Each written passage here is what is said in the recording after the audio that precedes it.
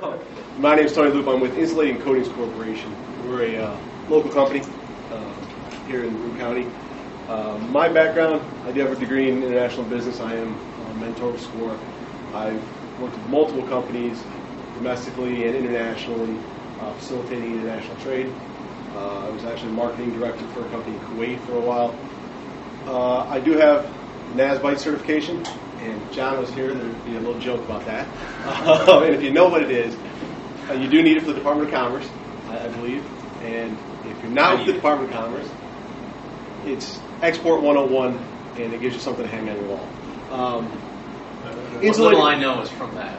Yeah, it gives you the basics, so it's interesting to have. You do have that requirement. Yeah. And the only reason I left it on was because there wasn't really a joke with John. But ICC, we deal with building materials, coatings. We manufacture coatings for exterior buildings, industrial uses, roof coatings, things of that nature. ICC's been around for almost 30 years. We've been exporting for at least 20. And we've had some interesting experiences throughout over the years. Initially, when we really started exporting, we got lucky and we ran into an individual who was already working with another company, and they were flying him all around the world. He spoke 7 different languages. He was making deals all over the place, and so he just took our product on. And as he was there in all these places, he sold our product as well, which worked out extremely well. He set up a completely independent company, and he handled pretty much that. We sold to him. He sold internationally. Worked out really well. Until the currencies in Southeast Asia all went south, and they were doing business in the local currencies, which didn't work out well for them. So we actually didn't do so much exporting after that, but we since then, actually Canada, we've been doing exporting to Canada. I always forget about Canada. Canada, we've been doing exporting for Canada for 25 years. We've been doing great business in Canada. But we also, there was some terms with licensing, and internationally, it gets challenging. You can lose control of your brand. International trademarks, it gets expensive to go to every country. I mean, now they have it where you can trademark in the European Union and all that, but it's pretty complicated. It costs a lot of money. It takes a lot of time. And you have to have people domestically, in country, who can handle that. And it all depends on what your future strategies really are. We do pretty much everything in-house now. And when I say we do it in-house, it means we find the people who are experts and we work with them. We work with the experts at the bank, we work with the experts at the logistics to help us make the best decisions and help us get our product to our customers overseas. The resources we've used over the years, I remember when we really started getting our international business back up more than 10 years ago. Rosanna Masucci, she came down, and that was when she was, before she went to Buffalo. She came down, she'd sit with us, and we'd work out all these different things.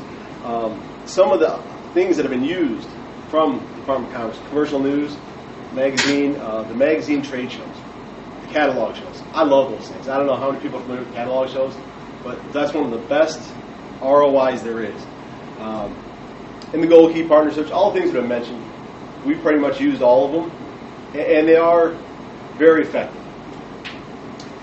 There's also Empire State Development, Export-Import Bank, Council of Great Lakes Governors. There are a lot of resources out there if you're doing international business. We found time is one of the big things, and you have to be realistic about what you're looking for. I think you mentioned 5 years. I always said 3 to 5 years is what you're looking at. You got to look at what your domestic business cycle is, and then it's going to take that as long or longer internationally. And the leads, we did trade shows, we've done partner searches, we've commercial news, and we've gotten leads from I don't know how many countries, but well over 100 leads. From Mongolia, everywhere in the world we've gotten leads from, and a lot of them are just people kicking tires, looking for something new and just information. And you can waste a lot of resources going through it. And then how many are on the denied list you're not supposed to do business with? How many people in countries that have, Iran, we request from there all the time. It's amazing what people are looking for. And what are the laws in the country? How do you protect yourself? When you start talking about agencies, do you bring someone on and make an agency agreement, which I don't know anyone who's in international business that would, but some people want that term agent in there. And then the language barriers. Someone actually in Bangladesh, they told me, if they don't speak English, you don't want to do business with them. I don't know if it's actually a pretty good rule from what I found. If they can't speak English, it's going to be really difficult, and you're going to have a lot of trouble moving forward. So it's just so much easier when everybody speaks English, and English really, everybody does pretty much speak English nowadays. Shipping, I've got examples from all over the world. China, I've had issues with customs where we ran tests on a product, and we got the results. We sent it over there. Customs ran tests on a product. They get different results, and and who's responsible for the test and who's looking for what. Things happen. Nigeria, I've had freight end up in Nigeria. It's stuck in Nigeria, and our client couldn't get it out. They wanted to keep charging her, and they were trying to pretty much extort her for all sorts of fees before they released the freight.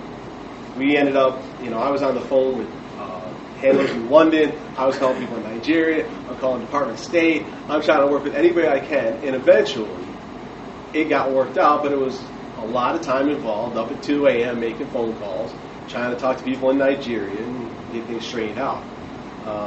And they have the regulations now where you have to have conformity, certificates of conformity, make sure your product says what it'll do. The CCC? It's China Compulsory Certification? Well, there's that, but in Nigeria they have the certificate of conformity where you have to prove to Intertech that Intertech is the local that handles all inspections of freight going out from Bangladesh and Nigeria. And you have to be able to prove through testing that your products do what they say they do. Now, we've been testing our products for 30 years, so really there's no issue. However, if you're new to export and you get hit with where they want brand new lab testing, you got to spend thousands of dollars just to get your product in, it might just knock you out of the market. In final destinations, you think you ship a product to one place, and then you end up, that client wants to ship it somewhere else, and then those people call you and they want the bill of lading and they want all these documentations for the container that's already left. What do you do then? Things can get a little complicated, and that's why it is so important to have the proper resources. We actually do open accounts. We have open accounts. We use letter of credits. Primarily, we try and do direct wire transfers. And we found over the years that there's a lot of fees involved with a whole lot of stuff that you don't really account for. You do a letter of credit and you try and follow the rules. And whenever I do a pro forma, the second page is the letter of credit rules. It must be in U.S. dollars. It must be on a U.S. bank. It should be any port USA. But then, should it be confirmed? Well, and depending where you go, there's another, few $100 to get it confirmed. And actually, just recently, I had one where Chase Morgan declined to do business with the bank who was issuing the letter of credit. So then, I had to go back to the client and say, look, Chase doesn't want to do business with your bank. I'm sorry. You have to do something else here. And then they're asking me, well, what did Chase say? Why won't they do business with him? How am I supposed to know? I'm not Chase. They're declining it. They won't advise your letter of credit. That means we have no valid letter of credit. So then the question is, should we still ship the goods? Should we still ship the goods even though we have no valid letter of credit? Or do we wait for the valid letter of credit? And then how much longer is it going to take for the product to arrive? And what's that going to cause on the other end and everything else? And, these things all get worked out eventually, but it takes a lot of phone calls to make sure you're doing the right thing and you know what you're doing. I found customer service is the one thing that we end up doing better than anyone else. And it's because, I take the 2 a.m. phone call. At midnight, I'm calling Saudi Arabia. I'm trying to deal with it the best I can. And everybody tells me, listen, Tony, no other company's doing this. I try and call them, they answer my calls. And then the language barrier.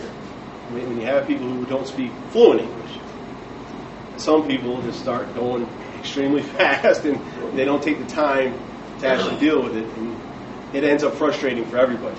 How do you deal with warranties and damaged goods? I've had it where we've had pallets shipped, even stamped, heat treated, but the stamp wasn't readable. So then they came back and said, no, we're not going to accept that. So then they offload the products in Germany, transfer them to new pallets. or fumigate them, and then they send them on. You know, we've had it where we shipped to Hong Kong, and it wasn't on heat-treated pallets, so they weren't going into China. So then they had to take out those pallets, repalletize it, send it back in. I mean, little things like that happen all the time. The documentation and how do you train in travel is one of the most important things. You have to be able to sit down and meet the people. I mean, if they come here, then obviously that's the best way to go. It shows they actually have the money to do business. They are willing to come here, they're willing to invest the time and make that effort. And the reciprocal is true, though, too. You can do more. You're the best salesman you have for your own company. So if you go and sell, it's a lot easier than someone who's never used your product trying to sell. So travel is very important, and that's where the Department of Commerce and everyone else comes into play, and they can set up those golden keys. And you know, most of the services everybody's talked about today, I think have just are incredible. We've used Mohawk Global many times, and even with the legal agreements too. I know I had to develop I was working as an independent rep for a company out of California in Kuwait, and I came up with a 15-page memorandum of understanding. Okay.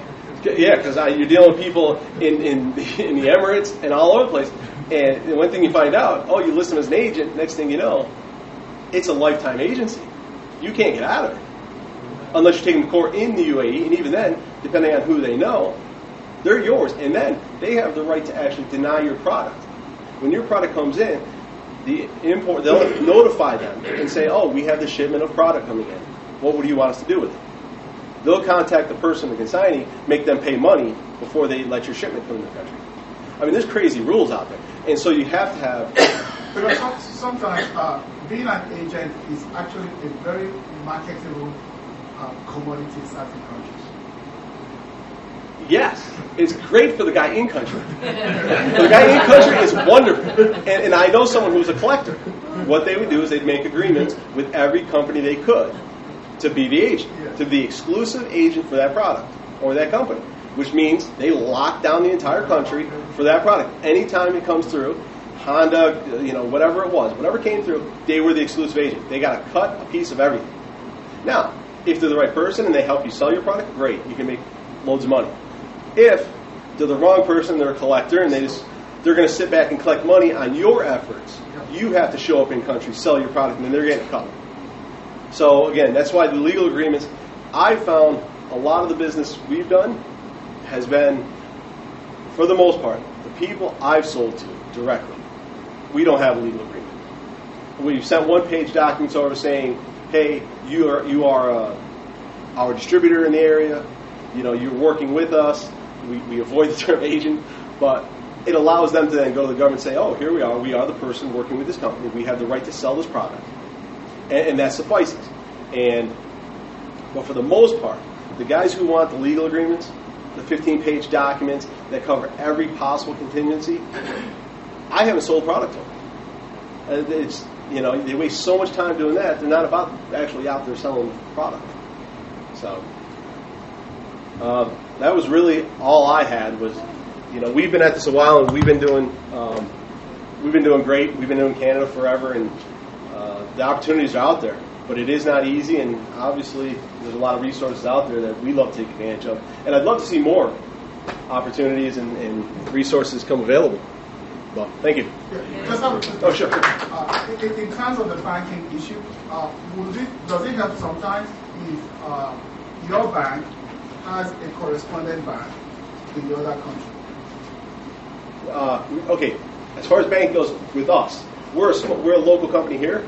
We have a small local bank, great business relationship, and that's what we've used. They don't have an international banking part, which causes problems. So we recommend to all our people, whatever bank they use, and their bank has a relationship. So for example, my client Bangladesh, if their bank has a relationship with JP Morgan, that's the bank they should be using. Okay, and then they will advise the letter of credit. Now we could set up different accounts at the different banks who handle it and then have them direct through there. But ultimately, you can have it advised through any U.S. bank when you deal with that. Does that answer the question? Any other questions? Okay. I have a request. If you want to get the PowerPoint or you want to be on a mailing list, please just leave your business card and make sure you get all the follow-up information. Thank I've got a question before we adjourn, kind of a general question. What I'm hearing today, because I'm new to this export equipment, it's been 2 months since and I'm hearing a lot of the mechanics of how to do it, for great information. Here's what I see in manufacturing, and that's what we're focused on. There's far too many people in manufacturing. Over the last 14 years, we've lost almost 50% of their state. They're struggling to differentiate themselves. Their profitability is dropping. They can't be competitive in domestic markets. They're struggling. Where can they find out information when I hear cost and effort? Everything we're talking about is added cost. So if they're not competitive domestically, and they're struggling to differentiate themselves so they can bring more profit, how can they export? How can they find out what countries need, what they have? Are there places that have what we export now? Well, this is our mission, is to have them to our organization so that we can point them to research, so that research is available, there's something available, and they have to businessmen first. That doesn't cost them as much as anything else. So they have to do their strategic planning. Yeah, but the strategic planning for me, because I do a lot of strategic planning, you have to have an idea of what you're trying to do. Good planning. I think one point that when you talk about Exim Bank and the working capital side, Exim Bank is a program that has manufacturers provide components and parts. So what will happen for the capital equipment manufacturing and stuff is going to take some time. Exim Bank will actually help the banks provide financing for the market. So if you're looking for that, I think you're looking at jumping off point from the working capital, which is pretty much a reactive approach to a proactive approach. The medium-term financing program from Exim is another component of it that I think takes it to the level of doing. Yeah, I mean, if I was looking at, if I'm a manufacturer, I make these widgets. I can't be competitive here, domestically.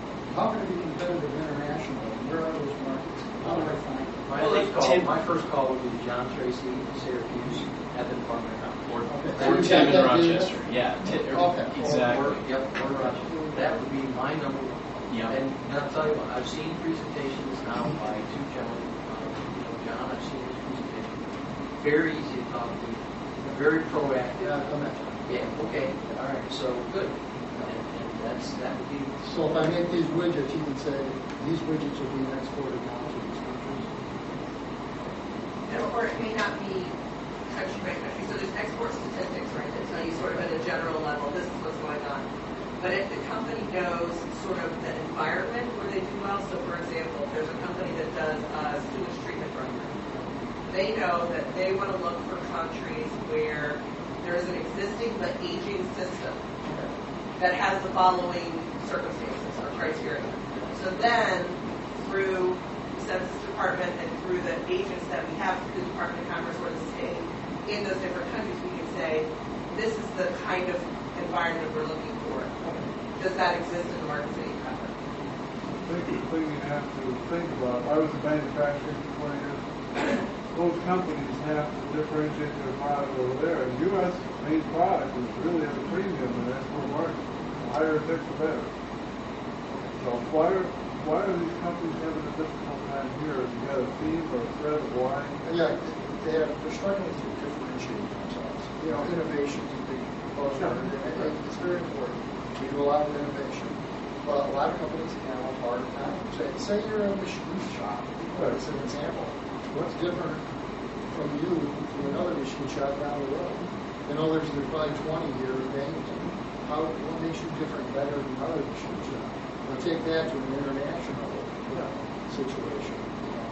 Well, where you're differentiating yourself there is that so many people are not doing it at all. That's just by doing it.